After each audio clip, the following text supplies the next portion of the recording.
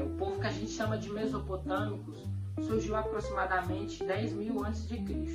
Ele não foi um único povo, foram vários povos que habitaram uma mesma região em épocas diferentes.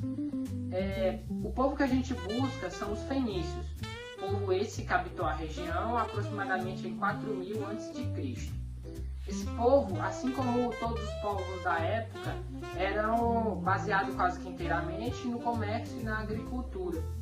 Então, para que eles pudessem ter melhor âmbito nessas áreas, eles desenvolveram o alfabeto e uma matemática. O alfabeto é chamado de alfabeto cuneiforme, porque vem do ato de cunhar ou escrever em pedras. E a matemática é a matemática de base sexagemal. Por que sexagemal? Porque vem do número 60, já se diferencia da nossa, que é de base decimal, porque vem do número 10. E por que o alfabeto era tão importante para essa matemática? O alfabeto, nesse alfabeto, eles não tinham símbolos que representassem os números diretamente. Então o que eles faziam? Eles faziam o que a gente chama hoje de escrever por extenso. Então, as próprias letras do alfabeto representavam os números. E como funcionava essa base sexagemal? Além do número 60, ela se baseava também em potências ou divisões. Como, por exemplo, o número 126.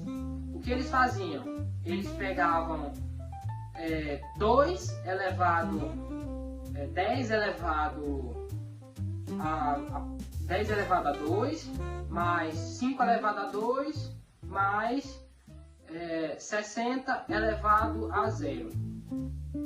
Por quê? 10 elevado a 2 é 100, mais 5 elevado a 2, que é 25, mais 60 elevado a 0, que é 1, 126.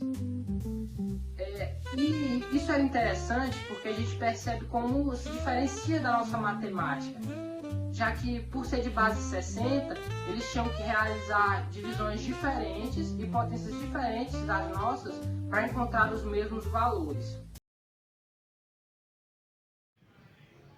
Olá pessoal, meu nome é João Carlos e vou falar sobre o sistema sexagesimal.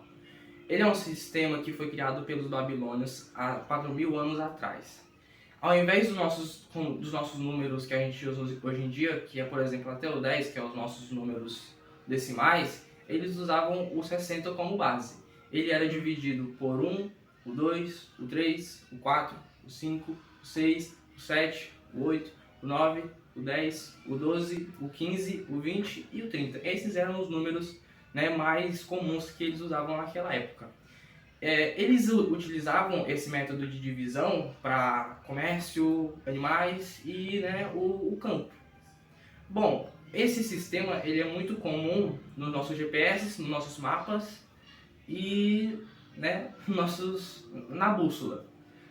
E os números que compõem,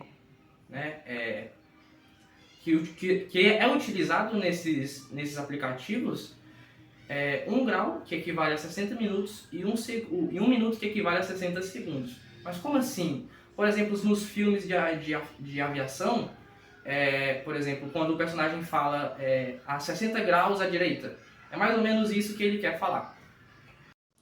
Oi pessoal, antes de eu dar continuidade com o conteúdo que eu separei para vocês no material, eu gostaria de ressaltar que nem sempre a forma como nós medimos as horas ela foi igual. Civilizações antigas como os babilônios, que nós estamos estudando, eles fizeram o seu próprio sistema, a sua forma de medir as horas, e não é uma coisa ultrapassada, não é uma coisa sem fundamento como muitas pessoas costumam achar, e sim de fato uma coisa que deve ser observada, estudada e contemplada, como vai ser no trabalho que nós vamos fazer no próximo bimestre do nosso professor Gil. Então fica com vocês o material, espero que vocês consigam aprender tudo direitinho e é isso.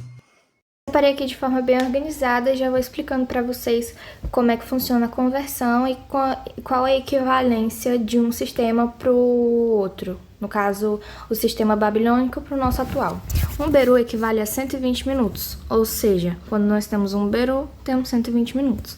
Um Ush equivale a 2 minutos, e beleza, vamos por exemplo. Se um evento durou 3 Berus e 15 Ushs, fazemos o seguinte cálculo, para converter, no caso, 3 vezes 120, porque são 3 Berus e 3 Berus equivalem a 120 minutos, que dá 360 minutos. Aí 15 vezes 2, porque 15 Ushs equivalem a 2 minutos, que dá 30 minutos. A gente soma tudo, que dá 390 minutos, ou seja, um evento durou 3 Berus e 15 Ushs, convertendo, ele durou 390 minutos. Separei as imagens aqui para vocês. Essa primeira imagem é só para vocês identificarem como seria feito antigamente e ter uma ideia construída de como seria o relógio.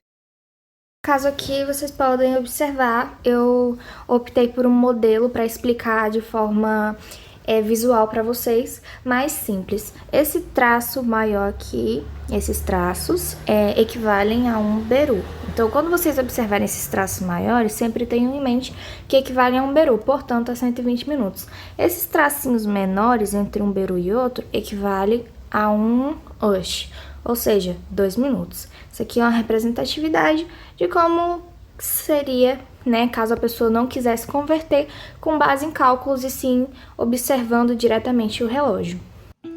Vocês viram aí com base no material que não é uma coisa difícil, é de fato, assim, na minha opinião, fácil de se aprender. Espero que vocês tenham conseguido pegar a ideia e aprender direitinho como é que funciona. De fato, é um sistema interessante, tá? Eles desenvolveram um sistema bem, digamos assim, de certa forma aproximado do nosso que nós temos hoje em dia, né? Vocês viram lá pela representação do relógio que é uma coisa assim mais ou menos aproximada. Então, é muito interessante, eu gostei muito de ter estudado esse conteúdo. Fica com vocês no próximo bloco. Olá, meu nome é Vanessa e seguindo a lógica do que foi falado anteriormente sobre o sistema sexagesimal, eu vou falar como ele é utilizado atualmente na nossa sociedade. Apesar de ter sido criado há milhares de anos atrás, o sistema numérico desenvolvido pelos mesopotâmicos continua bastante presente no nosso cotidiano. Esse sistema ele foi baseado no número 60, influenciando profundamente na forma de como medimos o espaço e o tempo atualmente.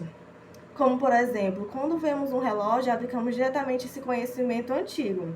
Vejamos, 1 hora ele possui 60 minutos, utilizando essa mesma base numérica. Já 1 minuto ele possui 60 segundos, utilizando essa mesma lógica. E um círculo ele possui 360 graus, número que também deriva dos cálculos presentes na matemática mesopotâmica. Esses padrões foram tão eficientes e práticos que eles permaneceram ao longo de várias civilizações, chegando até nós. Por isso, toda vez que vemos as horas, contamos os segundos ou estudamos cálculos na matemática, os ângulos, aplicamos diretamente esse conhecimento, essas ideias do povo mesopotâmico. Isso mostra como o conhecimento deles era muito importante, que passaram de séculos em séculos e a gente utiliza até hoje no nosso cotidiano. E é isso. Olá pessoal, me chamo Jane e hoje eu vou falar um pouco para vocês da relação que a matemática tem com a astronomia. A astronomia é a ciência que estuda as estrelas, as galáxias e os cometas. Mas para compreender como esses corpos celestes funcionam e se comportam no espaço, os cientistas precisam da matemática para compreender esse comportamento e essa relação que os corpos celestes têm com a matemática. Então, desde a antiguidade, civilizações já utilizavam cálculos para observar o céu e entender os movimentos dos astros. Civilizações como babilônios, egípcios, gregos, maias e chineses observavam o céu a olho nu e registravam os movimentos dos astros. Com cálculos, eles previam os eclipses, as estações do ano e o calendário. Com a matemática é possível calcular a distância enorme no espaço, o tamanho das estrelas e o tempo que um planeta leva para completar sua órbita ao redor do Sol. Então a matemática ela transforma observações em conhecimento. Ela revela as medidas, os ciclos e as leis que regem o universo, como podemos ver na imagem. Um exemplo importante é o cientista Johannes Kepler. que utilizou cálculos matemáticos para descobrir que os planetas não giram em círculos perfeitos, mas sim em órbitas elípticas ao redor do Sol. As leis de Kepler descrevem o movimento dos planetas, como na lei número 1, lei das órbitas, os planetas se movem em órbitas elípticas com o Sol em um dos focos. A lei número 2 das áreas, o planeta varre áreas iguais em tempos iguais. E a lei número 3 dos períodos, o quadrado do período orbital é proporcional ao cubo do semi-eixo maior da órbita. Então podemos ver isso na imagem. Outro grande nome foi Isaac Newton, que criou leis matemáticas para explicar a gravidade. Newton propôs que a mesma força que uma maçã cai da árvore é a que mantém a Lua girando ao redor da Terra. Essa força é a gravidade, que atrai todos os objetos com massa. Ele formulou a lei da gravitação universal, mostrando que a força entre dois corpos dependem de suas massas e da distância entre eles, como podemos ver na imagem. Então podemos dizer que a matemática continua sendo essencial para a astronomia. Ela é usada para posicionar e estudar os fenômenos do universo. Por isso podemos dizer que a matemática é uma das ferramentas mais importantes para os cientistas compreenderem o universo. Portanto, concluímos que a matemática não é apenas uma matéria escolar, mas uma linguagem universal que conecta o passado ao presente e nos ajuda a compreender tanto a vida na Terra quanto o funcionamento do universo. Contudo, concluímos que, sem a matemática, não seria possível compreender o mundo ao nosso redor, nem mesmo as estrelas do céu. Tchau, muito obrigada pela atenção. Olá pessoal, meu nome é Maicon, da turma 102, e hoje eu vou falar sobre os avanços matemáticos da minha parte do trabalho. Os avanços matemáticos foram fundamentais para o desenvolvimento da ciência e da tecnologia e da sociedade ao longo da história. Desde a antiguidade, civilizações como os egípcios e os babilônios já utilizavam matemática para resolver problemas práticos como medições e construções. Na Grécia Antiga, pensadores como Pitágoras e Euclides organizavam o conhecimento matemático, criando teorias e sistemas baseados na